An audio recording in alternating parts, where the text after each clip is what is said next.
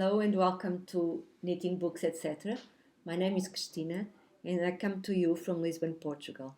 So today I'm here to talk about what I read this week and what I intend to read in the near future. In this month of March, first of all, I'm continuing with my daily reading of the Bible. I am on day 78 or something. I'm following the reading of a Bible in a Year podcast, which I started on the 1st of January.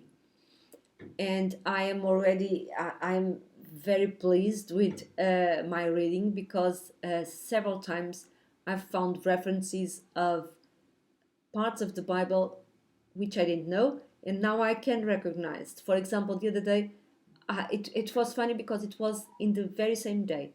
I read about Balaam's and who is kind of a seer or something like that in the Bible, in Deuteronomy, and he didn't want to do something that was asked of him, and his ass, where he was riding, was kicking and misbehaving because, of course, he was supposed to go to a place where he didn't want to go. And in the very same day, I read in book 3 of the Brothers Karamazov, Fyodor Karamazov calls another character Balaam's ass. And if I hadn't read that in that morning, I would know what he referred to. So I liked it. I like to find, to recognize references in what I read. So so I saw the Bible, and then of course I am doing Face in Books organized a year-long reading of The City of God by Saint Augustine, and we are now reading book 6, where Augustine continues saying that the gods of the Romans are absolutely nonsense. And he is also using or making references to several intellectuals of the time. One of his favorites is Varro, because it looks like he was a very well educated person who read a lot and wrote a lot. And so that's where we are. But he continues to be very sarcastic about these gods, and his comments are quite funny actually. So I am enjoying that reading too.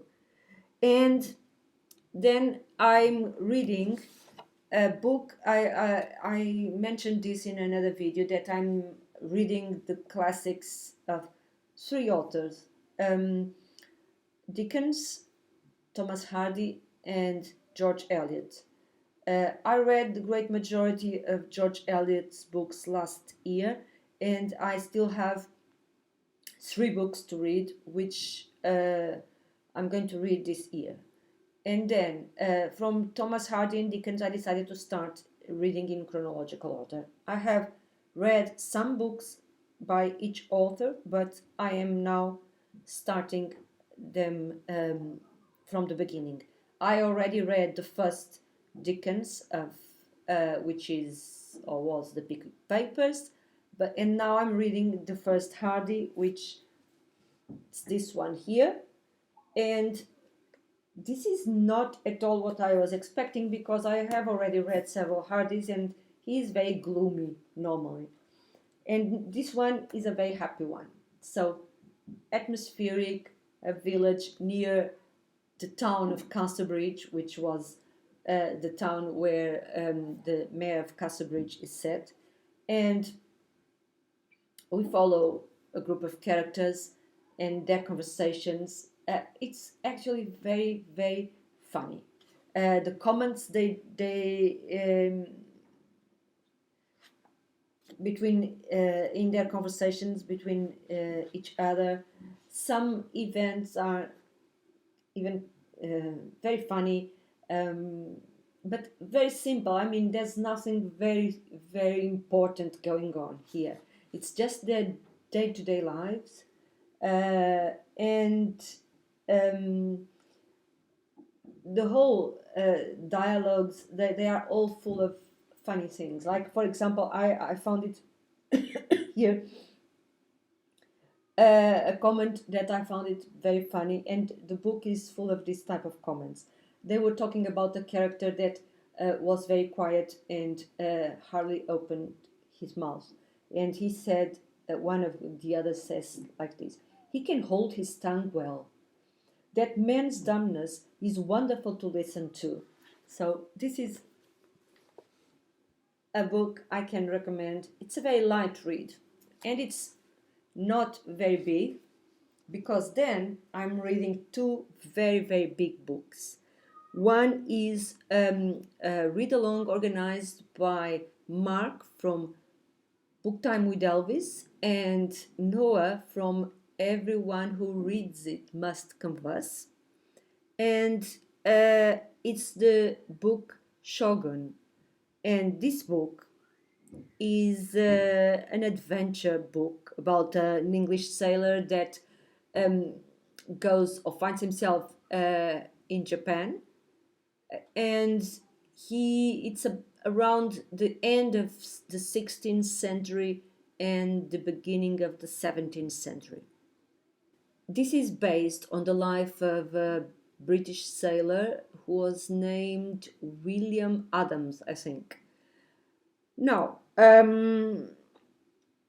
it's an adventure book, very fast paced, at least until the part where I am. So lots of things happen, and the interest. I think that the author managed to keep my interest. I am enjoying my reading, but I have some problems with this book because. Now I don't quite trust the author, because this is what I mean is this is an historical fiction book, and one of the things I like in historical fiction is to learn a bit about the time where the story is set.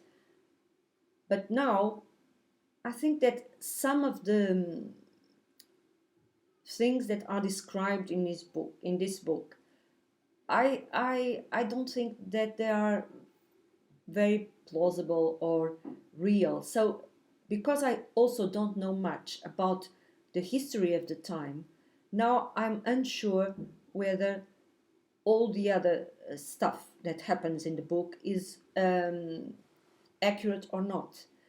Because the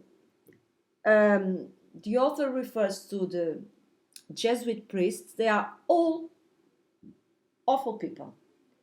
I don't know why they decided to leave the comfort of their homes and go to a faraway place where they were in danger every day, but they were awful, hateful, killers, pedophiles.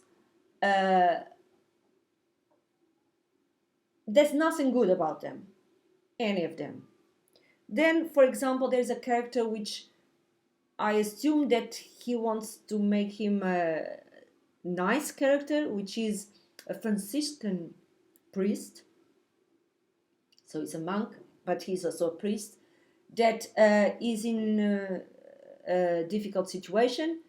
But I think that the main character thinks very well of him, and we are supposed to think very well of him. But he's also full of hate against the Jesuits and against other people.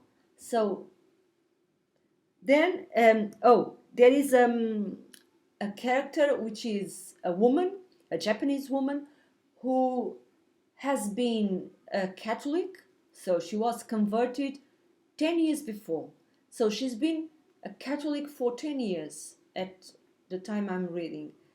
But she doesn't know the commandments, the 10 commandments. So how comes she was converted and she doesn't know anything about the religion that she converted to?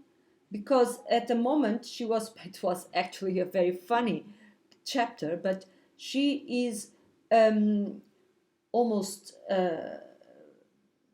angry with the main character because he thinks that she's trying to tell him that sex without any uh, how would I say, uh, outside of marriage, for example, it's, well, it's good.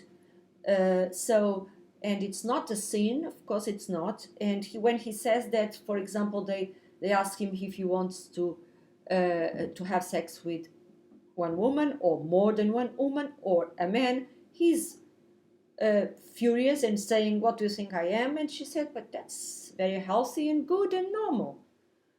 At the moment, they even proposed, or they think of proposing him to have sex with a duck.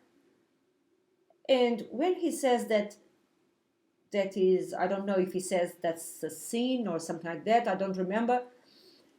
He belongs to the Church of England, so, but he says that that's a sin, and she says no, it's not, and she says that she's been a Catholic for 10 years, and what he's saying is not true, which I don't think it's possible that someone who has been practicing a religion for 10 years doesn't know anything about the religion.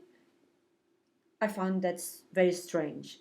And then all the others, the Japanese, for example, even they sometimes mention some Buddhist monks. They are also assassins and or want to kill the others. I don't know if that's not how I imagine Buddhism to be, but anyway. Then the samurai are always either killing the others or killing themselves. Or, "Oh, I'm sorry, I arrived 30 seconds late. Please, let me commit seppuku," or something like that, which is to commit suicide because it's a dishonor. And I wonder if this was really real. How come there are Japanese nowadays? Because I think that they would all be gone with at the rate of their killing each other or committing suicide, or and also they are all have always very distrustful thoughts and think bad things about each other. I don't know. Again, because there's lots of things happening, this is funny to read in the sense that, okay, but it's almost, for me, it's almost like fantasy instead of historical fiction, because I'm not sure what I can trust to be facts, historical facts, or not. That's what I have to say about this book. And now I have I put it in a bit of a pause because I'm trying to catch up with the other memoirs, which has been a delight. I had no idea the book was so funny, which is Don Quixote. And so it's the well-known story of a man that decides to become a knight errant, and of course why did he decide to do that? Because he read lots and lots of books about that. So he mentions the stories of King Arthur. She mentions other very famous books about knights, and he wants also to do good in this world, and he decides to go ride his horse and go to defend damsels in distress and other things like that. And of course, he encounters several people in his way and has lots of adventures. Everyone thinks that he's crazy, but he is very articulate when he argues about what he's doing. It's very funny too.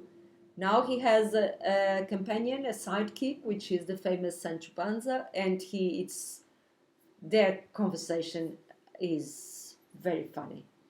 And we encounter several characters who tell their stories, who talk about several things, while looking at him with some doubts about what he's about. But uh, uh, recently I read the famous story of Marcella. Everyone in the Voxer group was talking about her, and no doubt her speech is a great speech. So she's a very beautiful woman and everyone falls in love with her. Every man falls in love with her, but she doesn't fall in love with anyone yet. She hasn't. She said that maybe one day I will love someone, but until then I want to be left alone. And they all say that she's a cruel woman, that she causes so much distress. But poor woman, first she would always cause distress because she would choose a man over the other, and the others would be very sad. But she didn't choose anyone, and she says that I don't have to. I was born like this. I was born a beautiful woman, but that doesn't make me uh, that doesn't condemn me to have to like someone just because they like me. In a way, that's what she says. Of course, much more in a much more clear way than what I'm saying here. But the book is very, very good. Of course, there's also all types of funny things happen. Some are a little bit gross, as like bodily functions included, smells, and other stuff, which is not my type of humor, but it's a mixture of every type of humor, I think. So some things I may find it disgusting, but they are the book overall is very funny, and I didn't know. I know what it was about, but I hadn't any idea of how it would be. I'm also enjoying the reading because I am reading my book. I forgot to bring it, but it's a very big book and it's full of footnotes that because I understand that the language it is written in, it's not, um, at least the book is full of footnotes where they in a way translate it to modern Castilian instead of the language of the time. And it's funny because some of the footnotes and the translations um, are obvious to me. So I don't know if there's some similarities in more similarities to the old Spanish and the present Portuguese or not. But I don't have the necessity of looking at every footnote to understand the text. Also, I am listening at the same time, and it's I like the voice of the narrator, and I like the rhythm of the language. I I have never learned Spanish, but I more or less understand. There are certain words which are different, but I understand them, and I can see what they mean. So it's been a very funny reading, and I say that if anyone, of course, there's a big Voxer group which also helps us maintain the rhythm of the reading, and but if anyone is afraid of embarking in the reading of Don Quixote, they shouldn't, because it's quite funny.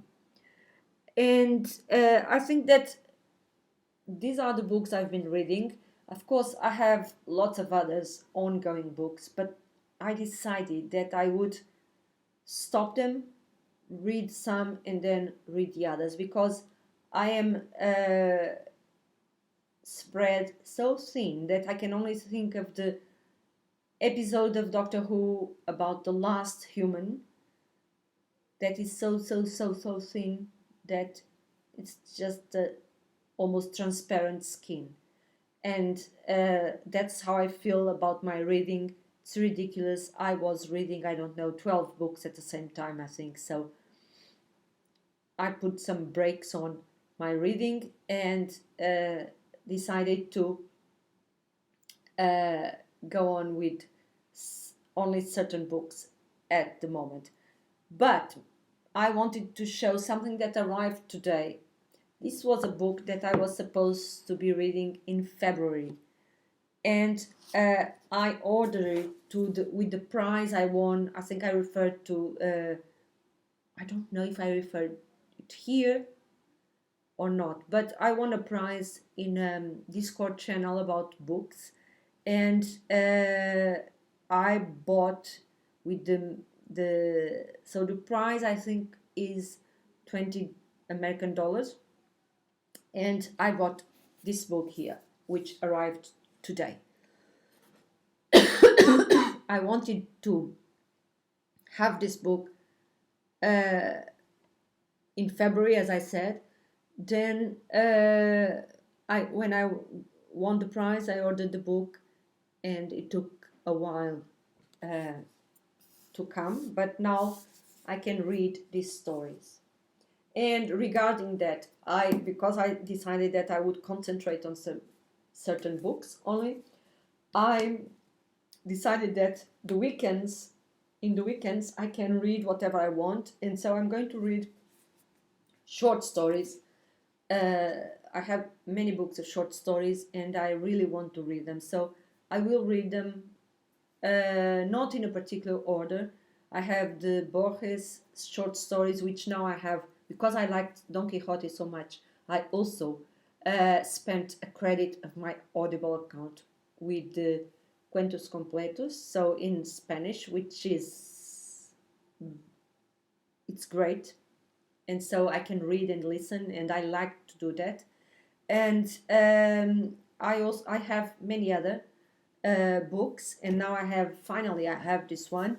So I intend to read more short stories during the weekends, and also my reading of the Shakespeare's plays. I'm again reading them in chronological order, although I read some recently which were not, but now I'm restarting, and I read the Two Gentlemen of Verona, and now I'm going to read, in this weekend I'm going to read The Taming of the Shrew.